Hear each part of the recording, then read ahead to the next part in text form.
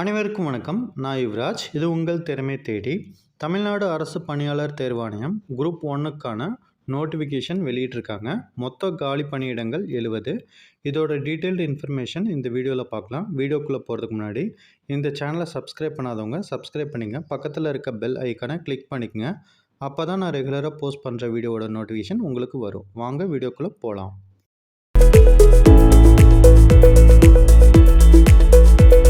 மற்றும் நேரம் அறிவிக்கை வெளியான நாள் 1/4/2025. இணையவழி விண்ணப்பத்தை சமர்ப்பிப்பதற்கான கடைசி நாள் 30/4/2025 வரை நீங்கள் ஆன்லைனில் அப்ளை பண்ணலாம். விண்ணப்பத்தை திருத்த சரளகாலம், அதாவது நீங்கள் விண்ணப்பத்தில் ஆன்லைன் அப்ளிகேஷனில் ஏதாவது மிஸ்டேக் பண்ணியிருந்தீங்க அப்படின்னா அது திருத்துறதுக்கு 5/5/2025 7/5/2025 வரை நீங்கள் திருத்தி கொள்ளலாம். முதல்நிலை தேர்வு நடைபெறும் நாள் 15/6/2025 காலை 9:30 முதல் 12:30 வரை. முதன்மை தேர்வு நடைபெறும் நாள் முதல்நிலை தேர்வு முடிவுகள் அறிவிக்கப்படும் பொழுது வெளியிடப்படும். பதவி மற்றும் காலி பணியிடங்கள் பார்க்கலாம். துணை ஆட்சியர் பதவி குறியீடு 1001 தமிழ்நாடு குடிமைப்பணி. மொத்த காலி பணியிடங்கள் 28. துணை காவல் கண்காணிப்பாளர் வகை 1ல் 1002 பதவிக்கோடு தமிழ்நாடு காவல் பணி. மொத்த காலி பணியிடங்கள் 7.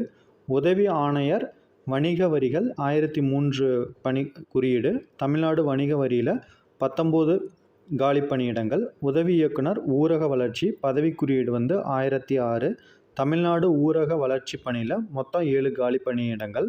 மாவட்ட வேலைவாய்ப்பு அலுவலர் பதவி குறியீடு 1007 தமிழ்நாடு பொதுப்பணி காலி பணியிடங்கள் 3. உதவி ஆணையர் தொழிலாளர் பதவி குறியீடு 1946 தமிழ்நாடு தொழிலாளர் பணி காலி பணியிடங்கள் 6. மொத்தமாக 70 காலி பணியிடங்களுக்கான நோட்டிஃபிகேஷன் வெளியாகிருக்கு. ஊதிய நிலை பார்த்திங்க அப்படின்னா தரம் 22 அப்படின்னு கொடுத்துருக்காங்க. வயது வரம்பு 1/7/2025 அன்று தேர்வர்கள் அனைத்து பதவிகளுக்கும் குறைந்தபட்சமாக 21 வயது நிறைவடைந்தவராக இருத்தல் வேண்டும். வயது உச்சவரம்பு பார்க்கலாம். அதிகபட்ச வயது வரம்பு பொது பிரிவினருக்கு துணை ஆட்சியர், துணை காவல் கண்காணிப்பாளர், உதவி ஆணையர் வணிக வரிகள் ஏதேனும் ஒரு பட்டம் பெற்ற தேர்வர்கள் உச்சவரம்பு 34ற்கு மேல் இருத்தல் கூடாது. இளங்கலை பட்டம் சட்ட படிப்பில் முடித்தவங்களுக்கு 35 வயதிற்கு மேல் இருத்தல் கூடாது. உதவி இயக்குனர் ஊரக வளர்ச்சி மாவட்ட வேலைவாய்ப்பு அலுவலர் உதவி ஆணையருக்கு 34 வயதிற்கு மேல் இருத்தல் கூடாது. இதில் நிர்ணயிக்கப்பட்ட குறைபாடுடைய மாற்றுத்திறனாளிகளுக்கு பொது பிரிவினருக்கு 44 வயது வரையும், துணை கண்காணிப்பாளருக்கு தகுதி இல்லாதனால அது போடலை.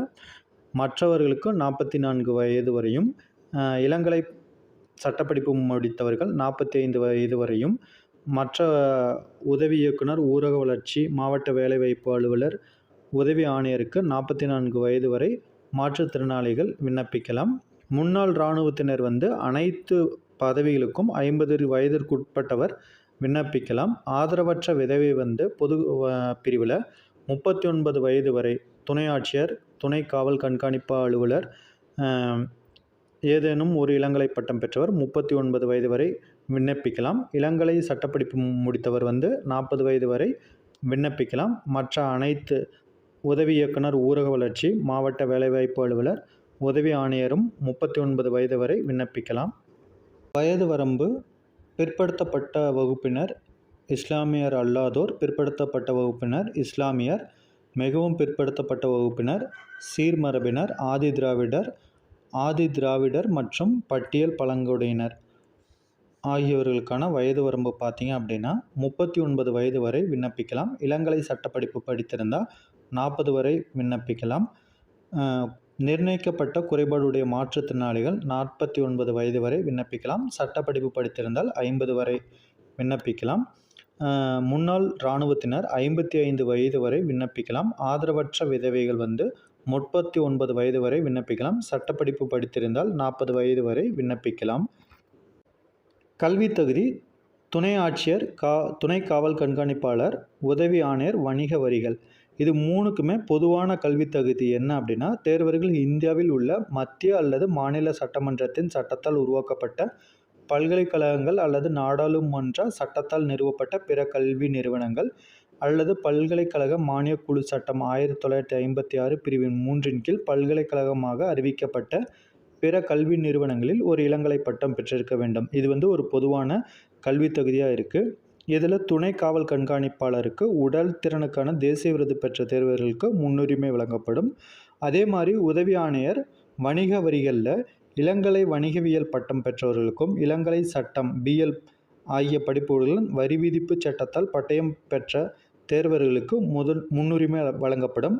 இரண்டாவது உரிமை இளங்கலை வணிகவியல் பட்டம் பிகாம் மற்றும் இளங்கலை சட்டம் பிஎல் பட்டம் பெற்றவர்களுக்கு இரண்டாம் முன்னுரிமை வழங்கப்படும். இயக்குனர், ஊரக வளர்ச்சி, மாவட்ட வேலைவாய்ப்பு அலுவலர், உதவி ஆணையாளர் இந்த மொத்தம் 6க்குமே பொதுவான கல்வி தகுதி தான். இதில் உதவி இயக்குனர் ஊரக வளர்ச்சிக்கு ஏனைய தகுதிகள் இணையாக இருப்பின் பின்வரும் கல்வி தகுதியில் ஏதேனும் ஒரு கல்வி தகுதியை பெற்றவருக்கு முன்னுரிமை வழங்கப்படும் அப்படின்றாங்க. அதில் காந்தி கிராமிய நிறுவனத்தில் ஊரக பணிகளில் முதுகலை பட்டம் பெற்றவர்களுக்கு முன்னுரிமை வழங்குவாங்க. விரிவாக்கவியல் முதுகலை பட்டம் பெற்றவர்களுக்கு இரண்டாம் முன்னுரிமையும், சமூக அறிவியலில் முதுகலை பட்டம் பெற்றவர்களுக்கு 3ஆம் உரிமையும் தருவாங்க. அதே போல் மாவட்ட வேலைவாய்ப்பு அலுவலரில் ஏனைய தகுதிகள் இணையாக இருப்பின் பொருளாதாரம், கல்வி, சமூகவியல், புள்ளியியல், உளவியல் ஆகியவற்றில் பட்டம் பெற்றவர்கள் மற்றும் சமூக அறிவியலில் முதுகலை பட்டம் பெற்றவர்கள் மற்றும் தொழில்துறை அல்லது பணியாளர் மேலாண்மை அல்லது தொழிலாளர் நலனில் முன் அனுபவம் உள்ளவர்களுக்கு முன்னுரிமை வழங்கப்படும் அப்படின்றாங்க. உதவி ஆணையர் தொழிலாளரில் என்ன சொல்கிறாங்க அப்படின்னா, ஏனைய தகுதிகள் இணையாக இருப்பின் சுதந்திர போராட்ட வீரர்கள் மற்றும் அவர்களது குடும்ப உறுப்பினர்களுக்கு முன்னுரிமை வழங்கப்படும் அப்படின்னு சொல்கிறாங்க. துணை காவல் கண்காணிப்பாளர் பதவிக்கான உடல் தகுதி தேர்வு ஆண்களுக்கான உயரம் 165 சென்டிமீட்டரும் பெண்களுக்கு 155 சென்டிமீட்டரும் இருத்தல் வேண்டும். அதேபோல் மார்பு ஆண்களுக்கு சுற்றளவு 86ஆக இருத்தல் வேண்டும். விரிவு 5 சென்டிமீட்டர், மூச்சு உள்ளே இழுக்கிறப்ப 5 சென்டிமீட்டர் விரிவடைய வேண்டும். தேர்வு திட்டம். குரூப் 1 தேர்வானது 3 நிலைகளை கொண்டது. முதல் நிலை தேர்வு, முதன்மை தேர்வு, நேர்முக தேர்வு அப்படின்னு 3 நிலை தேர்வுகள் இருக்கும். இதில் முதல் நிலை தேர்வு என்பது முதன்மை தேர்விற்காக தகுதியான தேர்வர்களை தேர்வு செய்வதற்கான தேர்வு ஆகும். இந்த முதல்நிலை தேர்வில் நீங்கள் எடுக்கிற மதிப்பெண் இறுதி மதிப்பெண் பட்டியலில் சேர்த்து கொள்ளப்படாது. அதே மாதிரி முதன்மை தேர்விற்கு அனுமதிக்கப்படும் தேர்வர்களின் எண்ணிக்கையானது அப்பதவிக்கு நியமனம் செய்யப்பட உள்ள மொத்த காலி பணியிடங்களின் எண்ணிக்கையை போன்று 20 மடங்காக இருக்கும். அதாவது 70 காலி பணியிடங்கள் இருக்குது அப்படின்னா ஒரு பணியிடத்திற்கு 20 பேர் வீதம் 70 காலி பணியிடங்களுக்கு 1400 தேர்வர்களை முதன்மை தேர்விற்கு அனுமதிப்பாங்க. இந்த முதல்நிலை தேர்வானது சரியான விடையை தேர்ந்தெடுத்து எழுதுக அந்த மாதிரி 1 மார்க் கொஷின்ஸ் மட்டும்தான் இருக்கும்.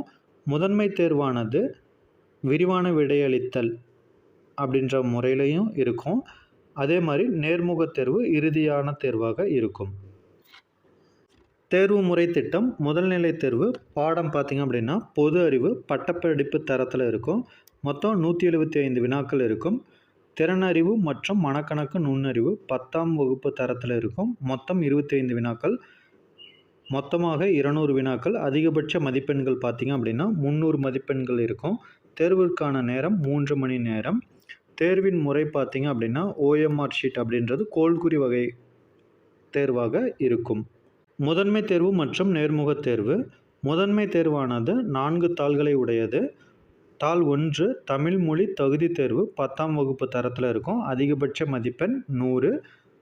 வழங்கப்படும் காலம் பார்த்திங்க அப்படின்னா 3 மணி நேரம் நீங்கள் எழுதணும். விரிவான விடையளித்தல் வகையில் இருக்கும். தாள் 2 பொது அறிவு 1 பட்டப்படிப்பு தரத்தில் இருக்கும். 250 மதிப்பெண்கள் 3 மணி நேரம். தாள் 3 பொது அறிவு 2 பட்டப்படிப்பு தரத்தில் இருக்கும்.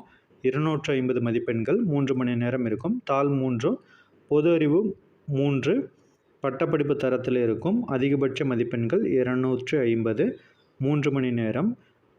நேர்முக தேர்விற்கு 100 மதிப்பெண்கள். மொத்தமாக முதன்மை தேர்வில் 2வது 3 4 அதாவது தமிழை தவிர்த்து பொது அறிவு 1 2 3 ஆகிய 750 மதிப்பெண்களும் நேர்முக தேர்விற்கான 100 மதிப்பெண்களும் இறுதி மதிப்பெண் பட்டியலில் எடுத்துக்குவாங்க.